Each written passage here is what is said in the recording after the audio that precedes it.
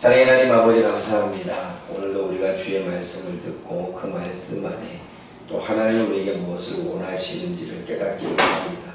성령 하나님께서 오늘도 주어지는 말씀을 통해 하나님의 뜻을 알고 또 삶에서 실천하며 살아갈 수 있도록 이 시간 하나님의 영으로 함께하여 주옵소서.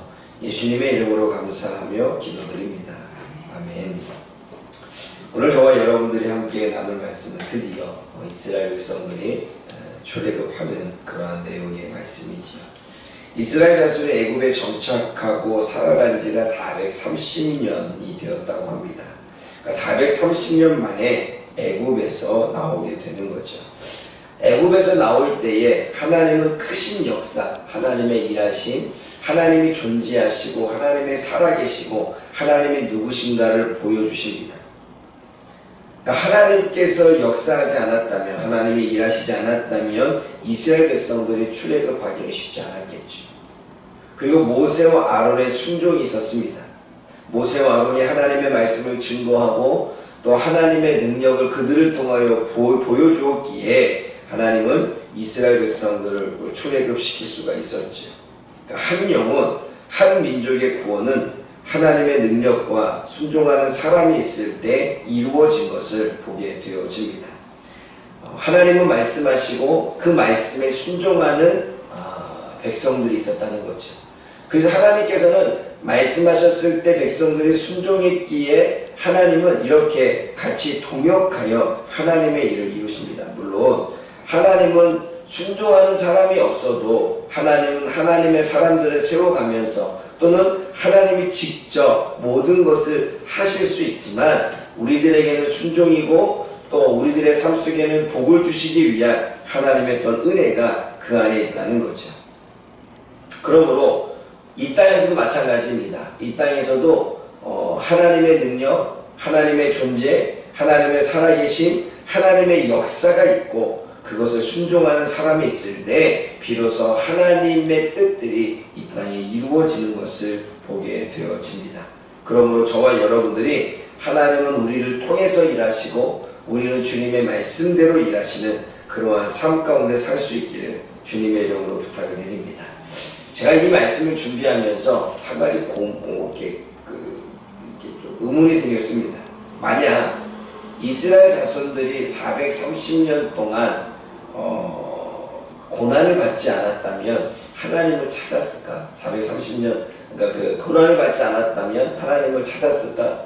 430년 동안 애굽을 떠나지 않았고 430년 동안 하나님을 찾지 않았고 430년 동안 여러 가지 삶의 정황들을 보면 살만했기에 지낼만했기에 하나님을 찾지 않았고 근데 그 이후에 왕권이 바뀌면서 큰 고난과 고통이 생기자 비로소 하나님을 찾게 되고 울부짖게 되어지고 그리고 결국 430년 만에 또 이렇게 나오게 되는 것을 보게 되어지죠. 만약 하나님이 고통과 고난을 주지 않았다면 이들은 계속 머무고 있지 않았을까요? 되돌아보면 우리의 삶도 마찬가지입니다. 우리가 하나님을 찾는 이유가 세상에서 고통을 받고 힘들 때 우리는 더욱 하나님을 찾게 되지. 나에게 뭔가 문제가 생겼을 때, 지금 나에게 어려운 일이 생겼을 때, 지금은 나의 어떤 상황 가운데 뭔가 하나님의 도움이 필요할 때 우리는 비로소 그때 하나님을 더 찾게 되는 우리들의 연약함을 보게 되어집니다. 만약에 우리가 세상에서 사는 삶이 살만하다면 그냥 큰 문제가 없다면 우리가 하나님을 찾게 되고 하나님을 만나기 위해 우리가 주님 앞에 나아갔을까? 그러면 우리는 이러한 것이 좀 생각되어집니다. 인간은 고난을 받아야 하나님을 찾게 되고 또 하나님은 인간을 만나기 위해 고난을 허락하시고 허용할 수밖에 없는 논리가 성립될 수밖에 없는 거죠. 과연 고난을 받지 않고 하나님을 찾을 수는 없을까? 제가 지난주 주일날 인격적인 교제에 대한, 인격적인 만남에 대한 이야기를 하면서 박영 집사님이 꼭 고난을 통해서만 하나님을 만나는 것은 아니다라고 하는 것에 감사했다고 생각했습니다. 왜냐하면 자기의 자식들이 하나님을 만났으면 좋겠는데 못 만나니까 그 고난을 통해서라도 하나님을 만나게 되지 않을까라고 하는 마음을 가졌다고 이야기를 하죠. 그러나 우리가 인격적인 교제는 그렇지 않습니다. 물론 여러분 인간관계 속에서 우리가 필요에 따라서 관계를 맺는 사람이 있죠. 뭔가 도움을 얻기 위해 뭔가 필요에 따라서 또 내가 뭔가를 해야 되니까 그냥 찾는 사람도 있지만 우리가 평상시에 지내는 사람들은 또 친한 사람들은 그렇지 않잖아요. 그냥 필요에 따라서 만나는 사람들은 그냥 관계성을 가지고 있는 것이 친하지는 않습니다. 잘 모르기도 하죠. 그런데 우리가 관계성 안에 있는 사람들은 친합니다. 어떤 생각을 하고 있는지 또 어떠한 마음인지 때로는 더 친하면 얼굴과 표정을 봐서라도 알 수가 있죠. 저는 그것이 인격적인 교제라고 생각이 되어집니다. 그러면 인격적인 교제는 슬픔이 있을 때만 그리고 고난이 있을 때만 뭔가 도움을 얻기 위한 교제가 아니라 내가 기쁠 때에도 또 내가 슬플 때에도 또 내가 뭔가 보고 싶은 마음이 생겨서 그렇게 또 같이 밥 먹고 싶은 마음이 생겨서 그렇게 만남으로 인해서 인격적인 교제는 이루어진다라고 생각이 되어집니다. 그러면 하나님과 인격적인 교제는 곧 어려움과 힘든 일이 닥칠 때만이 아니라 내가 기쁠 때에도 하나님께 기도를 올릴 수 있고 또 오늘 하루하루 내가 하나님을 만나고 싶고 하나님을 보고 싶고 하나님의 이야기를 듣고 싶고 하기 위해서 날마다 주님을 찾아가는 그 마음이 그 사랑의 마음이 저는 인격적인 교제라고 생각이 되어집니다. 그러므로 사랑하는 여러분, 이스라엘 백성들이 430년 동안 살만했기에 문제가 없었기에 어려움이 없었기에 하나님을 찾지 않고 난 이후에 430년 만에 주님을 찾았다는 것은 그들은 정말 하나님을 잘 몰랐던 것입니다. 하나님을 알려면 꾸준한 관계와 교제가 있을 때 그 하나님을 알게 되는 것입니다. 여기 있는 저와 여러분들은 꾸준히 하나님을 알아가길 원합니다. 나의 삶 속에서 내가 슬플 때만 뿐만 아니라 내가 기쁠 때에도 내가 뭔가 고통 가운데 있을 때뿐만 아니라 나에게 뭔가 은혜를 주어질 때에도 저와 여러분들은 꾸준히 하나님을 알아가고 꾸준히 하나님께서 어떠한 존재인지를 깨달아 우리가 정말 그분과 인격적인 교제로 나아갈 수 있기를 주님의 이름으로 부탁을 드립니다. 두 번째는 바로왕은 완악했고 완고했고 완강했음을 우리는 알 수 있지요.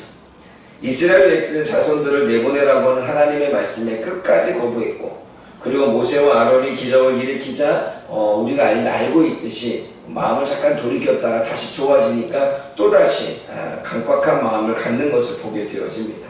근데 오늘 본문 말씀을 보게 되면 그들이 애굽에서 쫓겨났다라고 말합니다.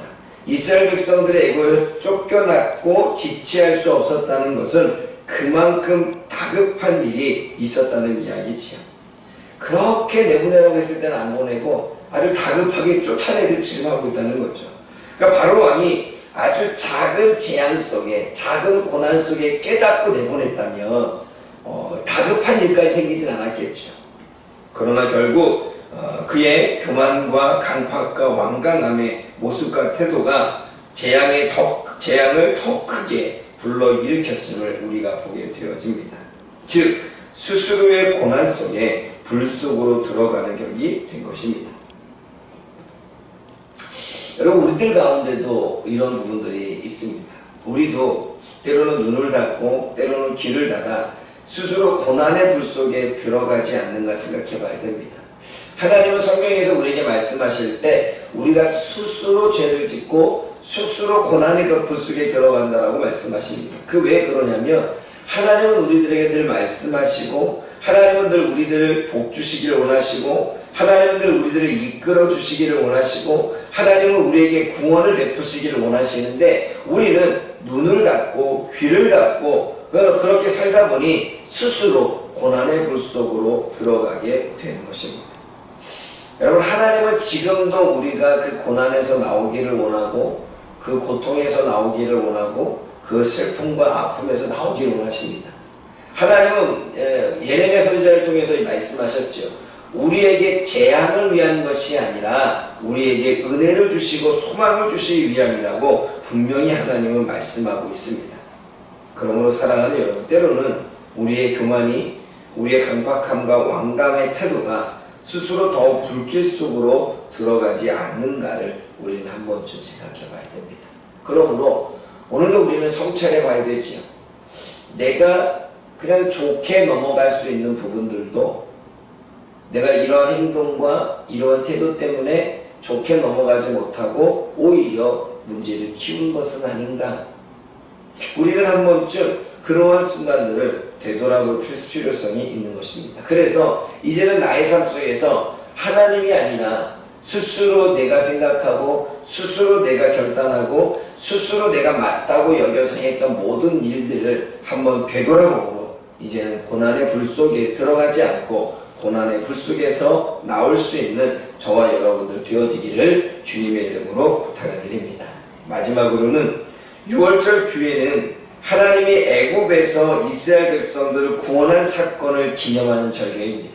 하나님이 430년 만에 이스라엘 백성들을 구원하셨다. 그 구원하신 날을 기념하자. 그게 6월절이지요. 그리고 이 절기는 선택받은 민족에게만 주어진 은혜였습니다. 그러나 이방 민족이 할례를 받는다면 6월절 절기를 지킬 수 있었고 또 6월절 절기를 지키면서 먹는 음식도 먹을 수가 있었죠. 여기서 할례는 물론 이스라엘 백성들에게 보여줬던 할례는 육체에 내는 할례입니다. 육체의 할례를 내는 이유는 구원을 기억하라는 거죠. 그래서 6월절 규례를 영원히 기념하라는 것은 잊지 말라는 것입니다. 하나님이 나를 구원하신 사건, 하나님이 우리의 민족을 구원하신 사건, 하나님이 어떠한 존재인지 이 사건을 기억하라는 것입니다. 근데 이스라엘 백성들에게 또 하나님이 지나가면서 우리들에게 새 언약을 주시는데 그 새 언약은 마음의 할례를 받으라고 말합니다. 마음의 할례를 받되 그것을 신비에 새기되 철심으로 새기라고 말합니다. 잊어먹지 말라는 거죠. 하나님이 나를 구원하신 사건, 하나님이 나에게 은혜를 베푸신 그 놀라운 사건을 잊지 말고 살라는 것입니다. 그것이 6월절 규례이지요. 저와 여러분들이 이 땅에서 구원받은 그날의 사건은 하나님이 저와 여러분들을 구원하신 6월절 사건입니다. 그것은 영원히 기억되어야 되고 영원히 기념되어야 돼서 영원히 하나님께 감사와 찬송을 드려야 될 그러한 사건입니다. 그런데 이방민족은 어떻게 하나님께 돌아옵니까? 할례를 받으면 된다고 말합니다.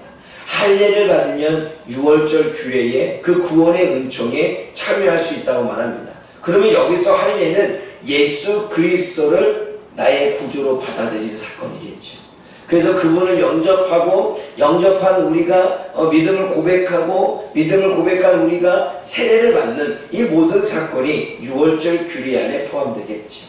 그러니까 이제는 이방인들이 하나님을 나의 구원자로 모시고 그 구원자 대신 하나님 앞에 엎드려 그분을 믿는 믿음이 우리는 이 6월절 규례에 포함되어진다는 사실을 우리는 깨달아야 되는 것입니다. 그래서 할례를 받지 못한 자, 즉 예수 그리스도를 구원으로 받지 못한 자, 하나님을 나의 구원자로 받아들이지 못한 자, 그분을 나의 주인으로 모시지 못한 자는 절대 6월절 규례에 참석할 수 없습니다. 반면에 하나님을 나의 구원자로 모시고 예수 그리스도를 나의 구원자 주인으로 모시는 사람은 6월절 규례에 참여할 수 있는 것입니다. 그것이 잡족들, 이방인들이 이스라엘 백성들과 동일한 이 법안에 들어갈 수가 있는 거죠. 사랑하는 여러분, 저와 여러분들은 예수님을 모셨고 구원자로 고백하고 있고 예수님을 나의 주인으로 고백한 줄 믿습니다. 그러면 저와 여러분들이 이미 하나님의 백성이 된 줄 믿습니다. 그러면 저와 여러분들이 오늘 할 일은, 그리고 앞으로 할 일은 하나님이 나를 구원하신 것에 대한 이 은혜, 이 6월절 규례를 잊지 않고 살아가는 것입니다. 오늘도 잊지 않고 내일도 잊지 않고 살아가는 거죠. 그러면 잊지 않는다는 것은 무엇입니까? 첫 번째, 하나님이 우리를 구원하신 사건에 대한 감사가 매일같이 이루어진다는 거죠. 두 번째, 하나님이 이스라엘 백성들을 구원하시기 위해서 열지양을 일으켰던 하나님의 놀라운 역사는 지금 우리들의 삶 가운데도 유효하다는 것입니다. 그때 당시에 하나님을 알지 못했던 자에게 하나님을 알게 하시고 하나님의 존재를 드러내셨던 그 하나님은 지금도 하나님을 알게 하시고 지금도 우리들의 삶 가운데서 그 하나님을 드러내고 있다는 것입니다. 그러므로 오늘도 우리가 이 영원한 유월절 규례를 잊지 않고 오늘도 우리의 삶에서 기억하며 그 하나님을 높여 찬양할 수 있는 저와 여러분들 되어지기를 주님의 이름으로 부탁을 드립니다. 기도하겠습니다. 사랑의 하나님 아버지, 참으로 감사를 드립니다. 이스라엘 백성들이 구원을 받을 때에는 하나님의 능력과 또 그 하나님의 말씀에 순종한 모세와 아론의 또한 순종한 모습이 있었기에 그 모든 것들이 이루어진 줄 믿습니다. 하나님 이 땅에서도 지금도 하나님의 명령에 순종할 하나님의 백성들, 그리고 그들을 통하여 일하시는 하나님의 놀라운 능력이 있기에 한 영혼, 한 민족이 구원을 받게 되는 줄 믿습니다. 오늘도 주님이 우리들에게 말씀하십니다. 우리가 말씀하실 그대로 순종하는 모세와 아론과 같은 삶을 살아갈 수 있도록, 그래서 한 영혼을 구원하는 데에 하나님 앞에 영광을 올릴 수 있는 우리가 되게 하여 주옵소서. 혹시나 하나님, 우리가 스스로 불 속으로 들어가고 있지는 않습니까? 우리의 태도와 우리의 마음의 자세와 우리가 주님 앞에 갖고 있었던 신앙의 관이 하나님, 우리가 잘못되어짐으로 스스로 불 속에 들어감으로 인하여 더 괴로운 삶을 살고 있지는 않습니까? 하나님, 오늘도 우리의 삶을 되돌아볼 테인데 하나님, 우리가 어떻게 스스로 불 속에 더 들어가고 있는지를 하나님 분별하게 하셔서 이제는 그 스스로 불 속에서 나올 수 있는, 나와서 하나님의 은혜를 누릴 수 있는 우리가 되게 하여 주옵소서. 하나님, 유월절 규례는 하나님이 우리에게 베풀어 주신 구원의 은총입니다. 하나님, 오늘도 우리가 그것을 기념하며 모든 찬송과 영광과 존귀를 하나님 앞에 올려드릴 수 있도록 하나님 함께하여 주옵소서. 예수님의 이름으로 감사하며 기도드립니다. 아멘.